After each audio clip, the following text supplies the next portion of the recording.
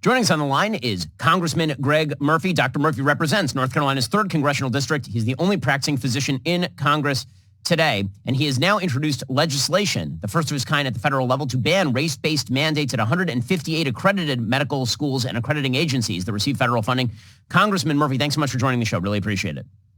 Good morning. Good morning. Hope you're doing well, Ben. Doing well. So let's talk about the Educate Act that you are now introducing. What exactly does it do?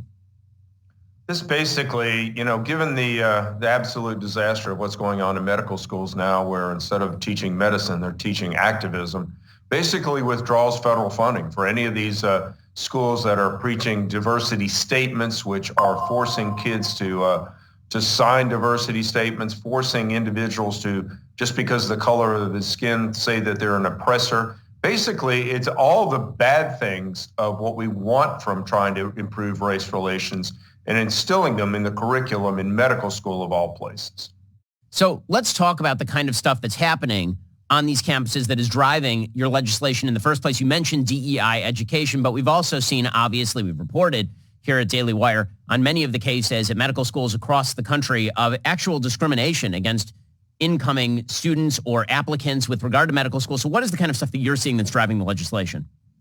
Well, Ben, if you start at the beginning, start from the admissions process, where all of a sudden you look at the picture of UCLA School of Medicine, there are hardly any literally white men. It's just everything that's being discriminated against.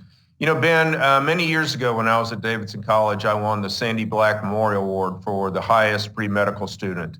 I look back now, and if I had taken those same standards now and tried to get in medical school, my chances of being admitted, because I didn't have enough melanin in my skin, people didn't believe, don't like Catholics anymore, any of these other things, I don't check the correct boxes for them, my chances of getting in medical school are greatly reduced.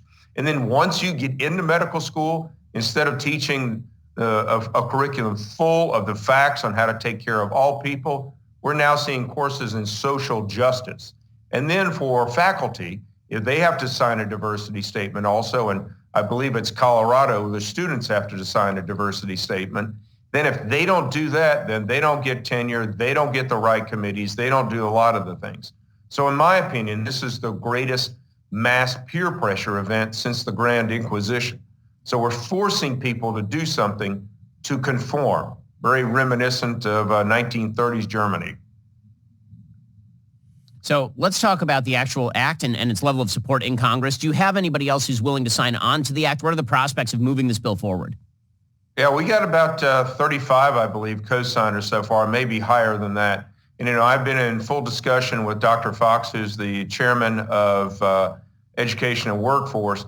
What most likely this will be is combined into a greater anti-DEI bill. But, Ben, I've been a surgeon now for close to 35 years and taking care of people, majority of which I live in a very high minority district, both here and abroad. I've taken care of so many people that don't look like I do and worked with so many individuals, high quality individuals that don't look like I do.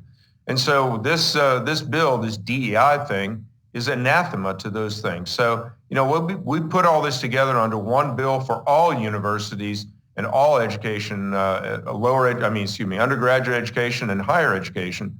I think America's finally realizing how detrimental this is to our previously meritorious society.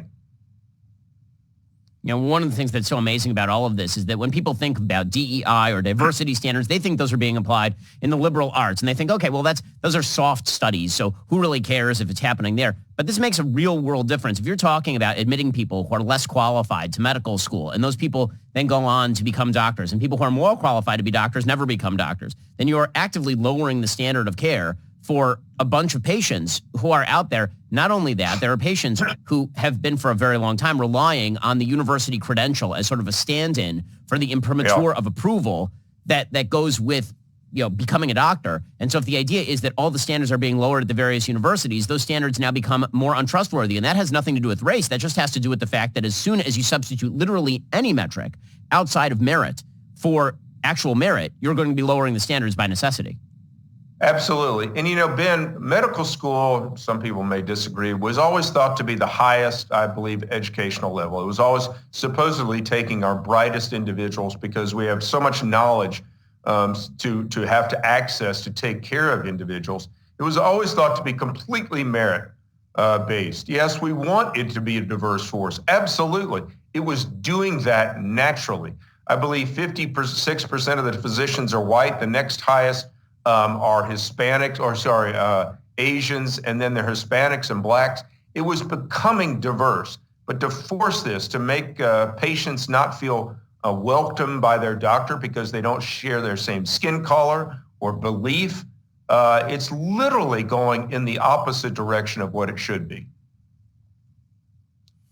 Well, that is Congressman Greg Murphy. He's bringing a bill forward to get rid of DEI at our medical schools. It is much appreciated. Congressman, really appreciate the time, and thanks so much for doing what you're doing. Great. Thanks so much, Ben. Good to talk to you.